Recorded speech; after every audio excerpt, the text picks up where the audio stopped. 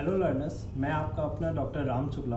आज हम बात करेंगे होम्योपैथी मेडिसिन के माइंड के बारे में। माइंड एक ऐसा चैप्टर है जिसके बारे में हर कोई जानना चाहता है, क्योंकि यदि आप माइंड नहीं जान सकते तो होम्योपैथी के अंदर आप क्रॉनिक केस बिल्कुल भी ठीक नहीं कर सकते हैं।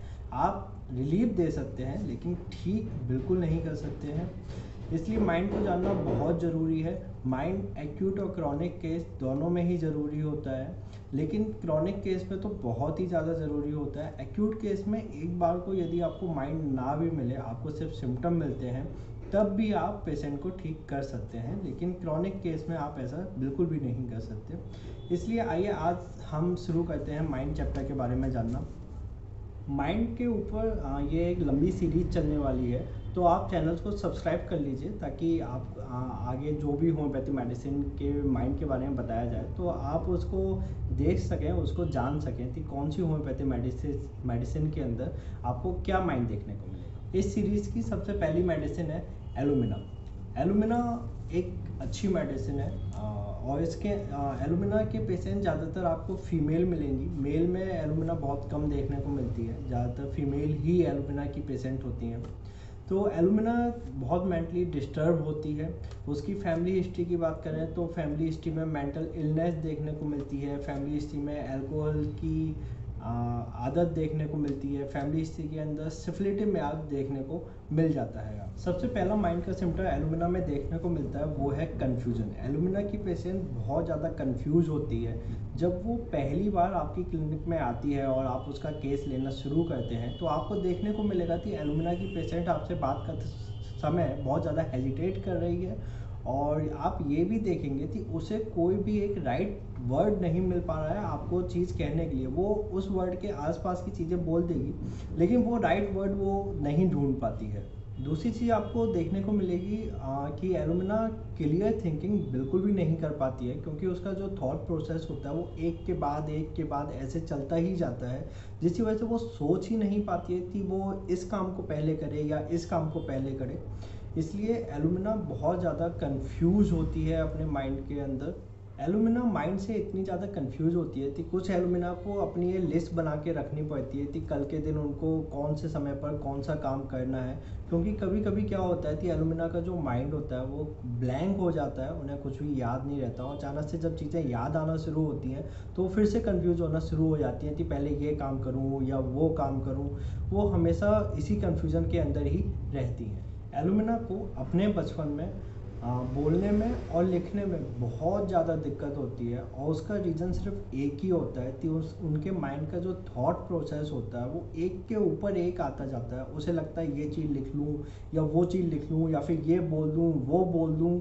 वो इतना इतना ज़्यादा थॉट प्रोसेस आपस में मिला हुआ होता है कि उसे बोलने में और लिखने में बहुत ही ज़्यादा दिक्कत होती है अपने बचपन में। और जब एलुमिना एडल्ट हो जाती है और उसे पता लगता है कि उसके थॉट प्रोसेस में इतनी ज़्यादा कन्फ्यूजन है कि वो सोच ही नहीं पाती कि उसे क्या करना चाहिए, जिसकी वजह से उसके अंदर एक एंजाइटी पैदा होने लगती है। इसलिए उसे हमेशा किसी ना किसी का साथ चाहिए होता है, चाहे उसके पेरेंट्स हो या उसका पार्टनर हो। उसे हमेशा उनकी सलाह की ज़रूरत होती है, क्योंकि उसका थॉट प्रोसेस तो आपस में बहुत ज़्यादा मिला हुआ होता है। वो कभी सोच ही नहीं पाती थी उसे कौन सा काम कब करना चाहिए। इस चीज़ को आप एक एग्जांपल के थ्रू समझ सकते हैं कि मान लीजिए कि एलुमिना को डिनर बनाना है और वो ये समझ ही नहीं पाती है कि वो आलू की सब्ज़ी बनाए कि पनीर की सब्ज़ी बनाए। वो इसी कन्फ्यूजन में ही रहती है, और उसको ये लगता है कि मान लो यदि वो कोई डिसीजन लेती भी है, मान लो वो पनीर की सब्ज़ी बनाती है, तो उसका डिसीजन गलत होगा। और वो इसलिए क्योंकि यदि वो मान लीजिए पनीर की ही सब्ज़ी बनाती है लेकिन औरों का मन ही नहीं हो पनीर की सब्ज़ी खाने का, तो वो हमेशा इसी थॉट प्रोसेस कंफ्यूजिंग वाले थॉट प्रोसेस के अंदर हमेशा फंसी रहती है, जिसकी वजह से उसके अंदर एक एंजाइटी डेवलप हो जाती है। कन्फ्यूजन के बाद दूसरी चीज़ हमें जो एलुमिना में देखने को मिलती है वो है लॉस ऑफ सेल्फ। वो अपने आप को ही नहीं पहचान पाती है। वो हमेशा यही कहती है कि मुझे लगता है कि मैं नहीं हूँ, कोई और ही हूँ। मैं इस दुनिया को मैं नहीं देख रही हूँ, कोई और ही मेरी आंखों से इस दुनिया को देख रहा है। वो कहती है कि मेरे और दुनिया के बीच में एक कांच है जिसके ज़रिए मैं दुनिया को देख रही हूँ। ऐसा थॉट प्रोसेस उसके माइंड में होता है, वो खुद को ही नहीं पहचान पाती। लॉस ऑफ सेल्फ नेस उसके अंदर होती है। ये चीज़ आप मिडोराइनम में भी देख सकते हैं, लेकिन मिडोराइनम में थोड़ा सा अलग है उसका माइंड। मिडोराइनम ऐसा होता है, मान लीजिए आप योगा कर रहे हैं और योगा में आपने ध्यान योगा लगाया हुआ है, उसमें आप दुनिया से अलग हो चुके हैं। तो मिडोराइनम ऐसा होता है, वो अपने आप को दुनिया से अलग समझता है, वो अपने आप को खुद की जो सेल्फनेस है उसको नहीं खोता है, वो खुद ही होता है, ये नहीं समझता है कि वो कोई और है। एलुमिना समझती है कि वो कोई और है, और जबकि मिडोराइनम हमेशा दुनिया से अपने आप को अलग समझता है। तो आप कभी भी एलुमिना और मिडोराइनम के माइंड को लेके कंफ्यूज नहीं होइए। एलुमिना हमेशा अपने आप को कोई और ही समझती है, जबकि मिडोराइना अपने आप को दुनिया से अलग समझता है। इसलिए एलुमिना के अंदर आइडेंटिटी कन्फ्यूजन की माइल्डर फॉर्म डेवलप हो जाती है, क्योंकि और इसका रीज़न सिर्फ एक ही होता है, वो है उसका थॉट प्रोसेस, जिसकी वजह से वो बहुत ज़्यादा कंफ्यूज होता है, और उसी कंफ्यूजन की वजह से उसके अंदर एक एंजाइटी डेवलप हो जाती है। तो यही रीज़न होता है उसका लॉस ऑफ सेल्फनेस होने का, कि वो खुद को ही नहीं पहचान पाता है कि वो आखिर है कौन, वो करना। तीसरा पॉइंट जो एलुमिना में हमें देखने को मिलता है वो है depression and self destructive impulse. यानी कि जो एलुमिना होती है, एक तो उसके माइंड के अंदर कन्फ्यूजन चल रहा है कि उसे कब क्या करना चाहिए, दूसरा इन्हीं चीज़ों को सोचते सोचते वो अपनी आइडेंटिटी भी लॉस करने लगी है अब। तो जब ये दो चीज़ें उसके माइंड में होती हैं, तो इसकी वजह से वो हमेशा डिप्रेशन में रहती है।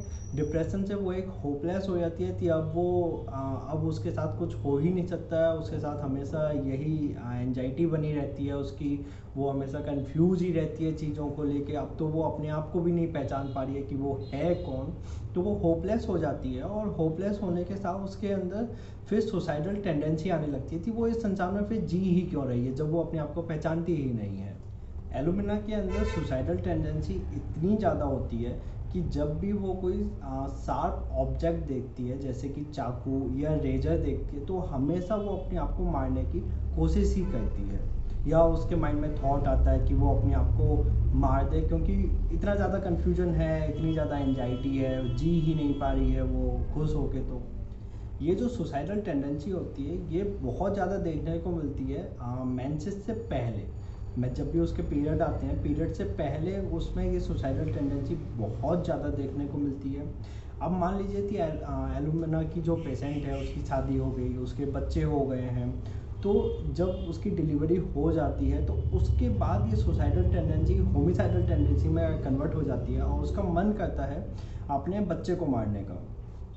ऐसा ज़रूरी नहीं है कि हर एलुमिना में ऐसा देखने को मिले, लेकिन हाँ, ऐसा देखने को आपको मिल सकता है कि उसके थॉट प्रोसेस में है कि वो अपने बच्चे को मारना चाहती है, या अपने पति को मारना चाहती है, या जो भी आसपास जो उसके नोन लोग हैं, जो जिनको वो जानती है, उनको मारना चाहती है। या तो उनको मारना चाहती है या अपने आप को मारना चाहती है। तो एलुमिना के अंदर हमेशा सुसाइडल या होमिसाइडल टेंडेंसी होती ही है, बनी ही रहती है, ड्यू टू कन्फ्यूजन। इसके अलावा एक और चीज़ एलुमिना में देखने को मिलती है कि एलुमिना बहुत ज़्यादा शांत रहती है, कभी भी किसी के सामने नहीं रोती है।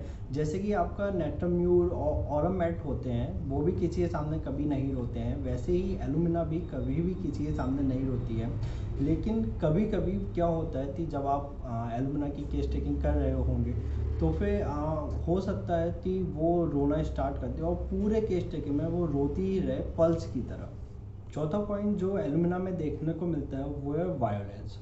मान लीजिए आपके क्लिनिक पे कोई पेशेंट आई है, और उसके अंदर आपको मेंटल कंफ्यूजन और वायलेंस दोनों ही एक साथ मिल रहा है। वायलेंट थॉट और मेंटल कंफ्यूजन दोनों ही चीज़ आपको एक साथ मिल रही है, तो आप उस समय एलुमिना के बारे में सोच सकते हैं।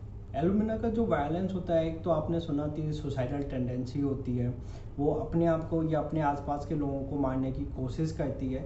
लेकिन ज़रूरी नहीं है कि हर एलुमिना अपने आप को मार ही दे या अपने आसपास के लोगों को मार ही दे। तो हम एलुमिना कैसे पहचानेंगे कि एलुमिना है वो?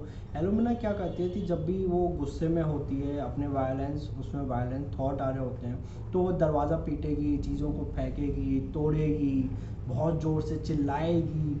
यदि ये चीज़ भी किसी पेशेंट में मिलते हैं, तो वो भी ये वायलेंस के ही सिम्टम है। एलुमिना से यदि आप वायलेंस के बारे में पूछेंगे कि आप गुस्सा करती हैं, कितना करती हैं, कैसे करती हैं, या आपके माइंड में वायलेंस को लेके कैसे थॉट आते हैं, तो वो तब तक आपको नहीं बताती है जब तक वो उसे ये विश्वास ना हो जाए कि आप उसके वायलेंस की चीज़ सुन के चौंकेंगे नहीं, क्योंकि उसका वायलेंस ऐसा है, या तो वो सुसाइडल है या फिर होमिसाइडल है, उसके मन में ऐसे ही थॉट चलते हैं। तो इसलिए वो तब तक आपको नहीं बताएगी जब तक उसे ये ना लगने लगे कि आप उसकी बात सुन के चौंक नहीं जाएंगे।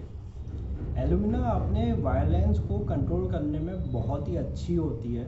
वो अपने वायलेंस को कंट्रोल रखती है, चाहे वो सुसाइडल हो या होमिसाइडल हो, हमेशा कंट्रोल में रखती है। लेकिन इसी कंट्रोल की वजह से उसके अंदर बहुत ज़्यादा डिप्रेशन पैदा हो जाता है, और वो बहुत ज़्यादा अपसेट भी रहती है हमेशा। पांचवी चीज़ जो एलुमिना में आपको देखने को मिलती है वो है एंजाइटी। एंजाइटी एलुमिना में तभी पैदा होती है, एक तो पहला उसका थॉट प्रोसेस बहुत ज़्यादा कंफ्यूजिंग है।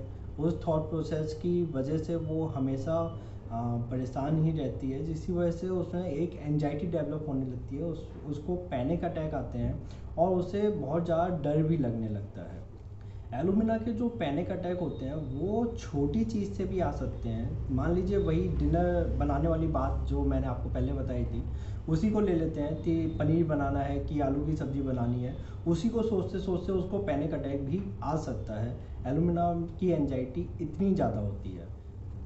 जो एलुमिना का फियर होता है वो एक पिक्युलियर होता है। एकोनाइट का जो फियर होता है उसे हर चीज़ से डर लगता है, लेकिन जो एलुमिना का फियर होता है वो सुसाइडल और होमिसाइडल जो थॉट है उसकी वजह से उसके अंदर फियर होता है कि कहीं वो अपने आप को हर्ट ना कर दे, या अपने बच्चे को या अपने पति को या अपने आसपास जो लोग हैं उनको हर्ट ना कर दे।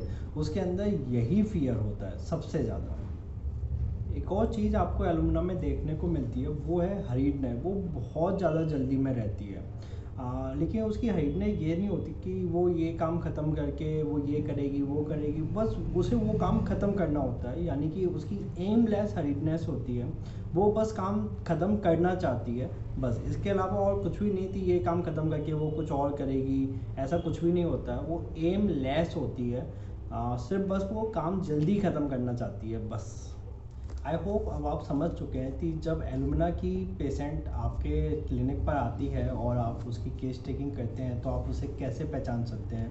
पहली चीज़, उसके अंदर बहुत ज़्यादा मेंटल अनस्टेबिलिटी मिलती है। दूसरी चीज़, उसके अंदर बहुत ज़्यादा कन्फ्यूजन मिलता है। कन्फ्यूजन कैसा होता है कि उसके जो थॉट प्रोसेस होते हैं वो आपस में ही उलझे हुए होते हैं कि ये काम करे वो काम करे, इसी में ही उसका थॉट प्रोसेस आपस में उलझा हुआ होता है, और इसी वजह से ही उसके अंदर लॉस ऑफ सेल्फनेस आ जाती है। वो अपने आप को ही भूलने लगती है, उसे लगता है कि वो नहीं है, कोई और है। तीसरी चीज़, उसके अंदर इन्हीं कन्फ्यूजन और लॉस ऑफ सेल्फनेस की वजह से ही उसके अंदर डिप्रेशन पैदा होने लगता है। वो हमेशा डिप्रेस रहती है, हमेशा अपसेट रहती है, और इन्हीं अपसेट और डिप्रेशन की वजह से वो होपलेस हो जाती है और उसके अंदर सुसाइडल टेंडेंसी पैदा होने लग जाती है।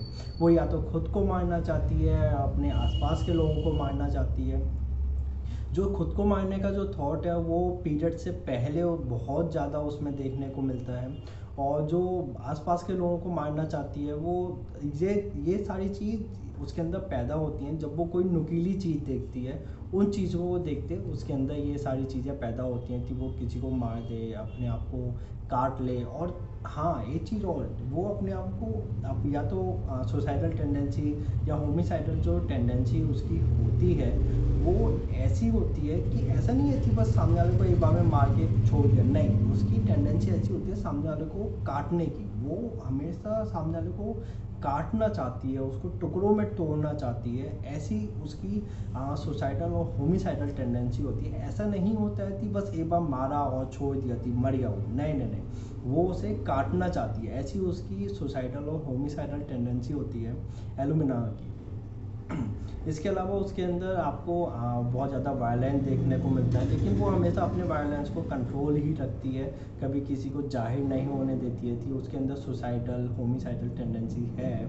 और पांचवी चीज़, उसके अंदर बहुत ज़्यादा एंजाइटी देखने को मिलती है। भले छोटी ही चीज़ क्यों ना हो, तब भी उसके अंदर बहुत ज़्यादा एंजाइटी होती है उस चीज़ को लेके, जिसकी वजह से उसके अंदर पैनिक अटैक भी उसको आने लग जाते हैं।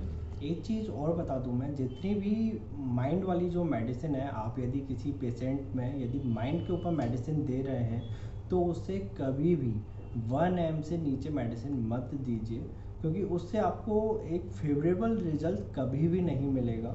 यदि आपको एक अच्छा रिजल्ट चाहिए तो हमेशा 1 ml, 10 ml, 50 ml यही मेडिसिन यूज़ कीजिए, और मेरी मानिए तो आप 1 ml से ही स्टार्ट कीजिए।